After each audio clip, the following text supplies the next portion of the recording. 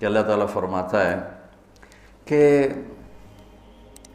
تمہیں خواہشات کی لذتوں نے دیوانہ بنایا ہوا ہے، تمہیں دنیا کی لذتوں نے دیوانہ بنایا ہوا ہے، اور ان دنیا کی لذتوں میں سب سے پہلے عورت ہے۔ اور اس میں کوئی شک نہیں ہے کہ اس دنیا کی سب سے خوبصورت چیز عورت ہے۔ اور ایک آپ کو اپنا تجزیہ بتاؤں کہ دنیا پھری اور پھر کبھی جنگل، کبھی عرش، کبھی فرش، میں جو شعر پڑھا کرتا ہوں، کبھی عرش پر، کبھی فرش پر، کبھی ان کے در، کبھی در بدر، غم عاشقی تیرا شکریہ میں کہاں کہاں سے گزر گیا۔ دنیا میں انسان کے علاوہ جتنے نر ہیں وہ بہت خوبصورت اور مادی انتہائی تھکی ہوئی، چوڑی۔ مور دیکھا ہے؟ مور نر دیکھا ہے؟ کیا اس کے پر، کیا اس کی شان، کیا اس کا حسن۔ اور مور نہیں ویکھی مری ہوئی چوئی دی طرح۔ گھوڑے کو دیکھو، میرے والد صاحب گھوڑے رکھا کرتے تھے، تو ہم چھوٹے چھوٹے ہوتے تھے تو جو نر گھوڑے ہوتے تھے ایسے ان کا سر اٹھتا، اور گھوڑیاں ہی کرتی ہوتی تو ساری، حتیٰ کہ چوہا بھی سونا ہوتا ہے چوئی نہ دو۔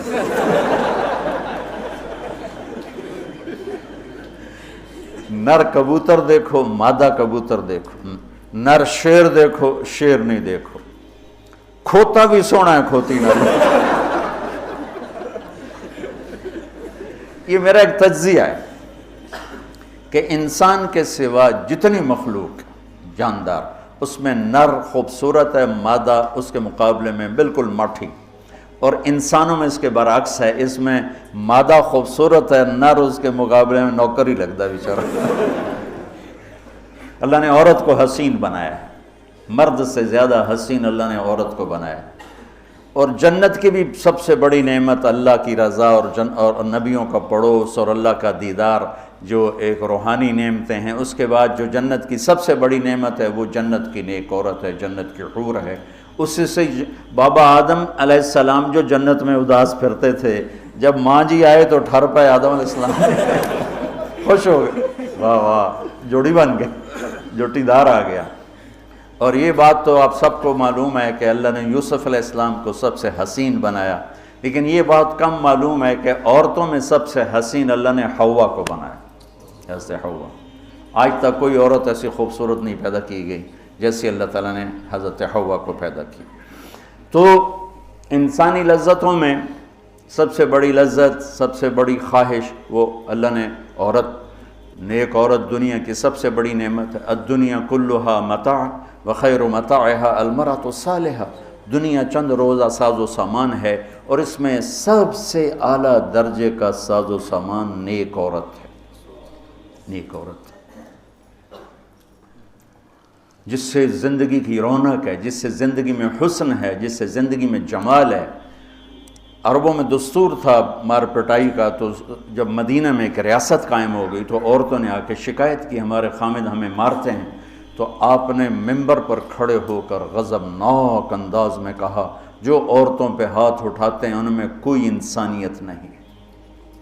اس قدر شدید ڈانٹ پلائی، جو عورت پہ ہاتھ اٹھاتا ہے اس میں کوئی انسانیت نہیں، لا خیر فیہم، کوئی انسانیت نہیں ان۔ اور آپ نے فرمایا کہ خیرکم خیرکم لأہلہ، سب سے اعلیٰ درجے کا مسلمان وہ ہے جو بیوی کے ساتھ اچھا سلوک کرتا ہو۔ اور پھر فرمایا، اور میں اپنی بیوی کے ساتھ تم سب میں سب سے زیادہ اچھا سلوک کرتا ہوں۔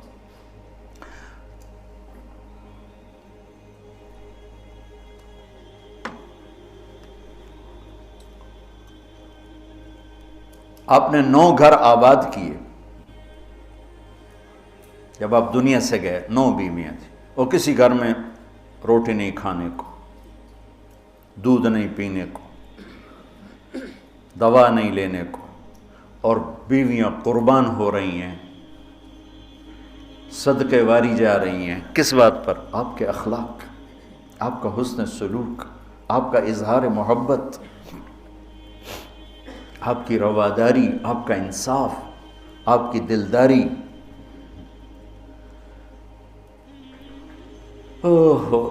تو اللہ تعالیٰ کہہ رہا ہے تمہیں بڑی اچھی لگتی ہیں عورتیں پھر آگے نمبر 2 اولاد، پھر سونے چاندی کے ڈھیر، پھر بڑے خوبصورت گھوڑے، پھر جانور، پھر کھیتیاں۔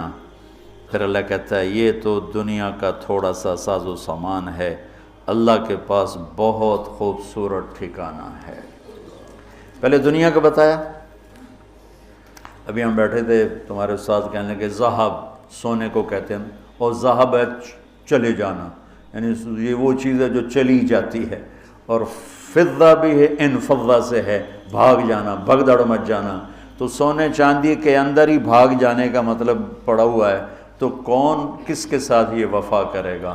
لیکن انسان کی کمزوری اللہ نے بتائی کہ تمہیں عشق ہے، تمہیں تمہاری خواہش ہے میری بیوی ایسی ہو، میرے بچے ایسے ہوں، میرے پاس سونے چاندی کے ڈھیر ہوں، اور میرے پاس سواریاں ہوں، گھوڑے ہوں، میرے پاس لینڈ کروزر ہو، میرے پاس مرسڈیز ہو، میرے بڑے کھیت ہوں، بڑا زمیندارہ ہو، بڑا میرا ڈیرا ہو۔ یہ سارے تمہارے اندر کے خیالات ہیں جو اندر جنم لیتے رہتے ہیں، لیکن لو بھی لوگے تو کب تک لوگے؟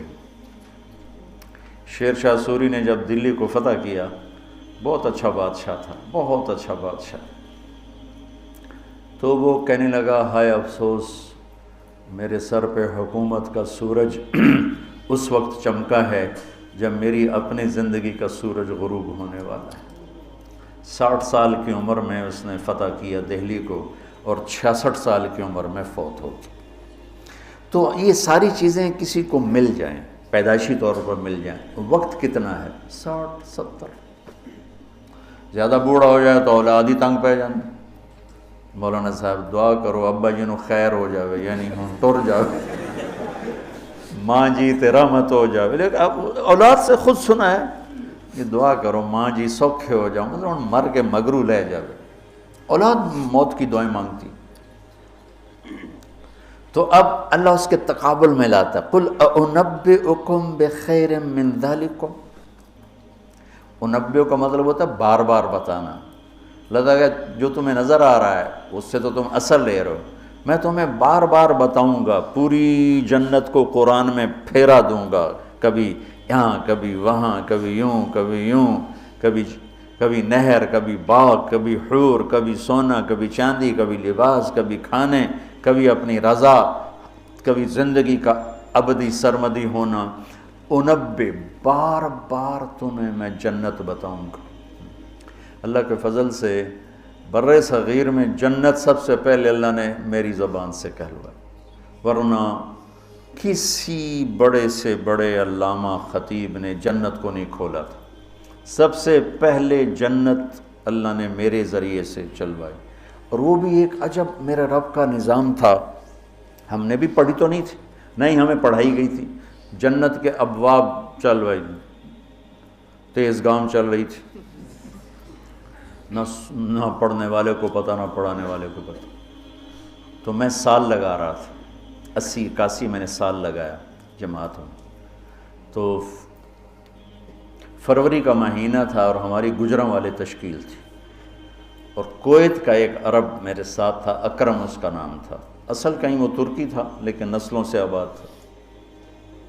تو مجھ سے ایک دن کہنے لگا تو نے حادی الارواح الی بلاد الافراح یہ پڑھی ہے؟ یقین میں نے کہا یہ کیا ہوتا ہے؟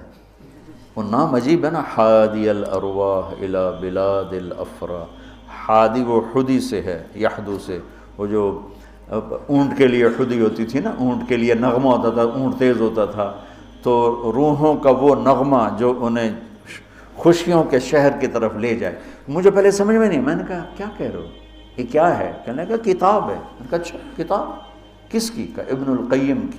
میں نے کہا میں نے تو آج نام سنا ہے۔ کہا میں واپس تمہیں چلتے ہیں نا رائمنڈ، تو میرے وہاں پڑی ہے امانت میں تمہیں دوں گا۔ تو ہماری 10 دن کی تشکیل تھی، ہم واپس آئے تو اس نے مجھے وہ کتاب پکڑائی، میں نے اس کو پڑھنا شروع کی۔ سب سے پہلے میرے رونگٹے کھڑے ہوئے کہ یا اللہ اتنا بڑا تیرا مہمان خانہ، اور ہمیں سوائے لفظ جنت کے علاوہ معلوم ہی نہیں کہ وہ کیا دولت ہے، کیا خزانہ ہے۔ تو کس طرح ہم دنیا سے بے رغبت ہوں گے، کیسے غلط عورتوں کے پھندوں سے بچیں گے، کیسے دنیا کی چمک دمک سے ہم بچیں گے جب تک ہمارے سامنے جنت کی رونق نہ ہو، جنت ایک نوجوان کہنے لگا اللہ حوروں کا لالچ کیوں دیتا ہے؟ میں نے کہا زنا کو روکنے کے لیے کہ لوگ شادی کر کے بھی زنا نہیں چھوڑتے ہیں۔ تو اللہ تعالیٰ نے کہا پاک دامن ہو جا، میں نے تیرے لیے جنت کی خوبصورت لڑکیاں تیار کر کے رکھی ہیں۔